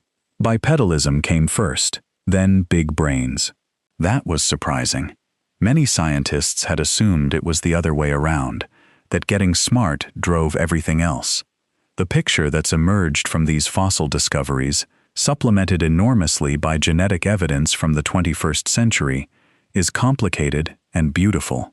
Our lineage split from the lineage leading to chimpanzees roughly 6 to 7 million years ago, somewhere in Africa. The early hominins were upright but small-brained, Australopithecus species with brains only slightly larger than a chimpanzee's, living in the woodlands and savannas of East and South Africa. Then, around 2.5 million years ago, the genus Homo appears in the fossil record. Homo habilis, the handyman, associated with the first stone tools. Then, Homo erectus, with a significantly larger brain, who was the first hominin to leave Africa, spreading across Asia as far as Indonesia and China.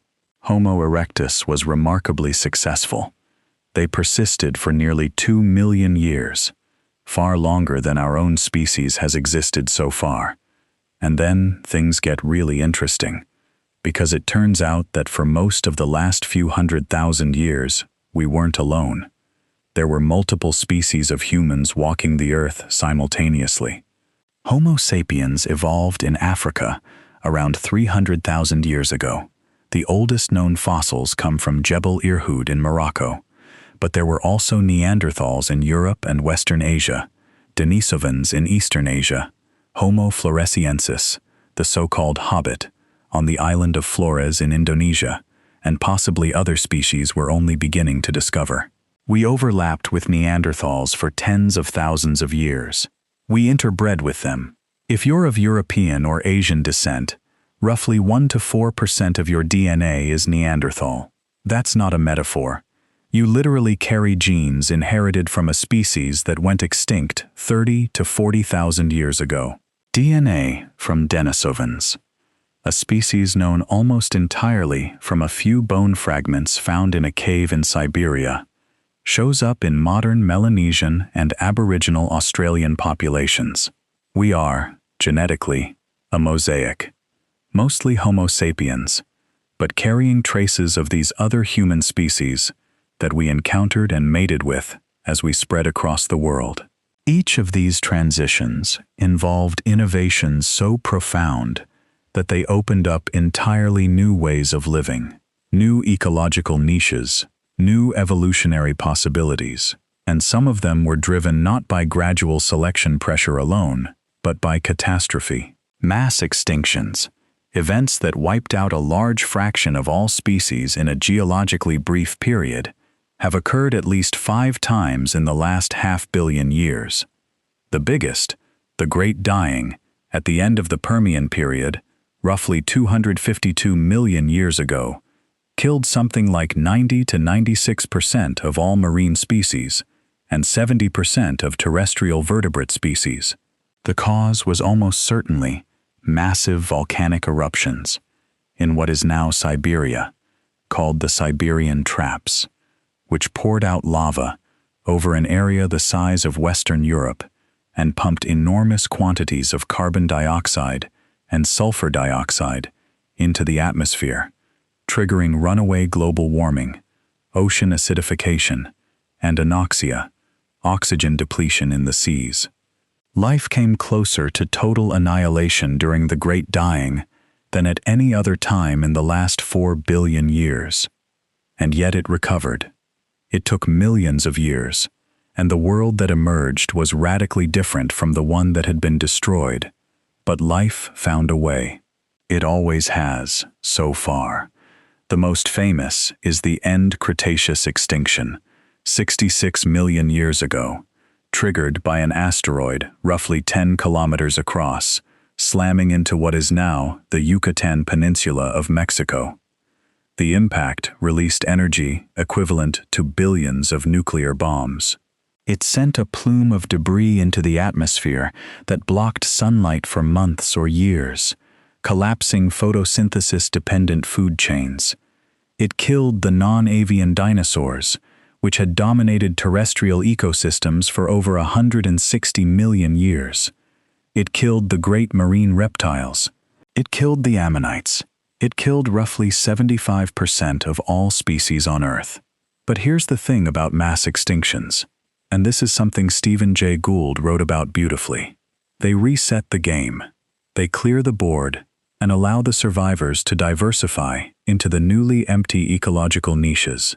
The mammals that survived the End Cretaceous extinction were mostly small, nocturnal, insect-eating creatures, living in the shadows of the dinosaurs. With the dinosaurs gone, those small mammals radiated explosively into every available niche. Within 10 to 15 million years, there were whales in the oceans, bats in the sky, horses on the plains, primates in the trees. The entire age of mammals, the world we live in today, is a consequence of that asteroid. If it had missed, if it had arrived an hour earlier or later, and splashed harmlessly into the Pacific, the dinosaurs might still be here, and mammals might still be small, furtive creatures hiding in burrows. You and I would not exist. The contingency of evolution, the fact that so much depends on accident, on luck, on events that had nothing to do with fitness or adaptation, that's one of the deepest and most humbling things about the evolutionary story. Gould and his colleague Niles Eldredge also challenged another piece of the conventional evolutionary picture. The standard view, inherited from Darwin and reinforced by the modern synthesis, was that evolution is gradual, slow, steady, continuous change, accumulating over long periods. But when Gould and Eldredge looked at the fossil record, they saw something different. They saw long periods of stasis, species remaining essentially unchanged for millions of years, punctuated by relatively rapid bursts of change, often associated with speciation events. They called this pattern punctuated equilibrium, and they proposed it in a 1972 paper that generated enormous controversy. Gradualists accused them of abandoning Darwinism. Gould and Eldredge argued they were refining it, not rejecting it. The rapid changes were still gradual, in the sense that they happened over thousands or tens of thousands of years, not overnight. But that's a geological eye blink, too fast to show up clearly in most fossil sequences. The debate between gradualism and punctuated equilibrium has never been fully resolved, and the reality probably involves both patterns. Some lineages evolve gradually. Some change mostly at speciation events. Nature, as usual, is more complicated than any single theory wants it to be. And then there's evo-devo, evolutionary developmental biology, which might be the most exciting frontier in evolutionary thinking today. Here's the basic idea. For most of the 20th century, evolutionary biology focused on genes and populations. How often does a gene occur? How does selection change its frequency? But it said relatively little about how genes actually build bodies.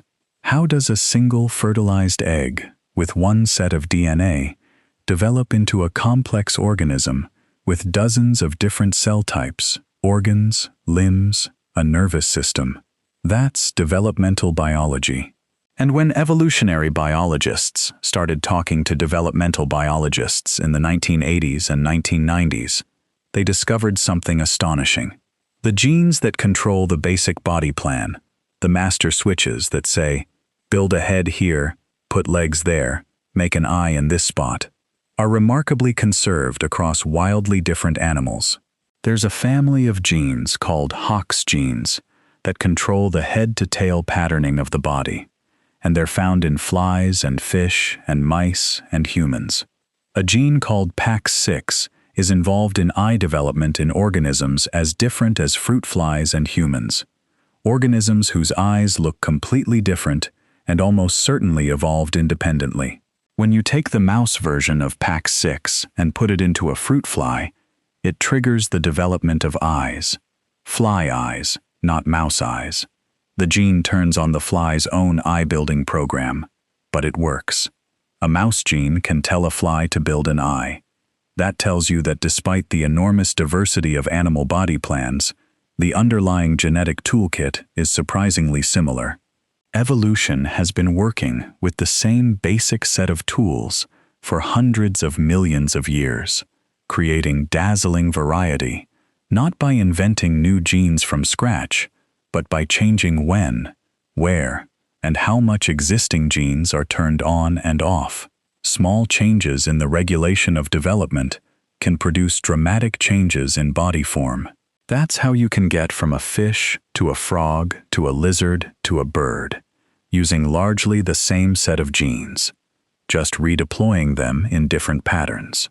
And there's one more piece of the modern picture that's worth mentioning, because it's beautifully strange, and it brings the story full circle in a way that nobody expected. Remember Lamarck, the French naturalist who proposed that organisms could pass on traits acquired during their lifetime, and who was dismissed for being wrong about the mechanism? Well, It turns out that the story is more nuanced than the textbook version suggests. There's a field called epigenetics, the study of heritable changes in gene expression that don't involve changes to the DNA sequence itself. Your genes can be switched on or off, turned up or turned down, by chemical modifications to the DNA or to the proteins it wraps around. And some of these modifications, it turns out, can be influenced by the organism's experience and, in some cases, transmitted to the next generation. Mice exposed to a particular odor paired with an electric shock can develop a fear response to that odor, and their offspring, who have never experienced the shock, can show enhanced sensitivity to the same odor, correlated with epigenetic changes in the relevant olfactory receptor gene. It's not Lamarckism as Lamarck imagined it. The DNA sequence doesn't change, but the way the DNA is read can be altered by experience and, under some circumstances, passed on. It's a small footnote to the grand evolutionary narrative, and its importance is still being debated. But it's a reminder that biology is always more complicated than our theories want it to be. Which brings us, gently, toward where we are now. Because the story of evolution isn't over. It's not a historical curiosity, not something that happened in the past and then stopped. Evolution is happening right now. It's happening in the bacteria in your gut, which are evolving in response to your diet and your medications. It's happening in the viruses that cause flu and COVID, which mutate and recombine and are subjected to intense selection pressure by your immune system. It's happening in the crops we grow, which are under selection from pests and climate and the choices of breeders. It's happening, slowly, in human populations, though the forces shaping human evolution today are different from those that shaped us on the African savanna. And we're now entering an era where we can do something no species has ever done before: direct our own evolution, or at least the evolution of other species, with precision tools that would have seemed like science fiction a generation ago. CRISPR-Cas9, the gene editing technology that was developed from a bacterial immune system, itself a product of billions of years of evolution between bacteria and the viruses that prey on them, allows scientists to make precise, targeted changes to DNA in virtually any organism. You can knock out a gene, replace one version with another, insert entirely new sequences. The technology is still being refined, and its full implications are still being debated, sometimes fiercely. In 2018, a Chinese scientist named He Jiankui announced that he had used CRISPR to edit the genomes of 2 human embryos, which were then born as twin girls.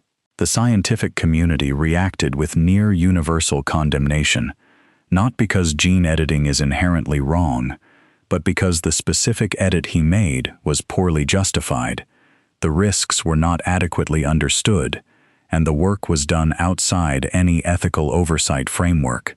He was sentenced to prison. But the genie is out of the bottle.